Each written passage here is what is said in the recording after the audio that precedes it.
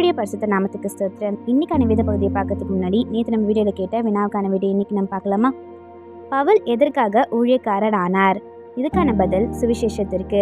YouTube கமெண்ட்ஸில் இதுக்கான பதிலை ஒருத்தங்க கரெக்டாக கண்டுபிடிச்சிருக்காங்க. உங்களுக்கு என்னோட மனமார்ந்த வாழ்த்துக்கள். சரி, இப்போ நம்ம இன்னைக்கான ஒரு சின்ன வினாவை பார்க்கலாமா? எழுந்து நிமிர்ந்து நிற்கிறோம் என்பதன் அர்த்தம் என்ன?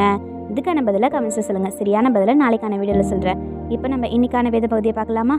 சங்கீதம் 20ஆம் அதிகாரம் 8ஆம் வசனம். அவர்கள் முறிந்து விழுந்தார்கள், நாங்களோ எழுந்து நிமிர்ந்து நிற்கிறோம். They are bowed to their knees and fall, but we rise up and stand firm. Psalm 28. இது நம்ம ஒரு சின்ன கதையாக பார்த்துடலாமா? பண்டைய காலத்தில் ஒரு பெரிய ராஜ்யம் இருந்ததா. அந்த ராஜ்யத்தில் அரியோன்ற இளம் போர் வீரர் வாழ்ந்து வந்தானா. அந்த நாட்டை பல முறை வல்லமையான எதிரிகள் தாக்க முயன்றாங்களா.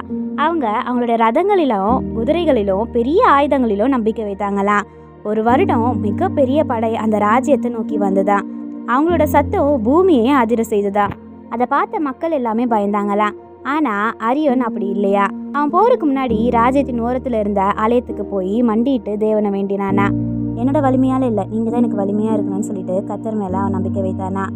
போர் நாளும் வந்ததா. எதிரிகள் தன்னம்பிக்கையுடன் முன்னேறினாங்களா. ஆனால் திடீர்னு அங்கே குழப்பம் ஏற்பட்டுதா. குதிரைகள் தடுமாறுச்சான், ரதங்கள் புரண்டுச்சான், வீரர்கள் பயந்து மண்டிட்டாங்களாம். அவங்க மெதுவாக கீழே விழ தொடங்கினாங்களாம். ஆனால் அரியனும் அவங்க மக்களும் திடமாக நின்றாங்களாம்.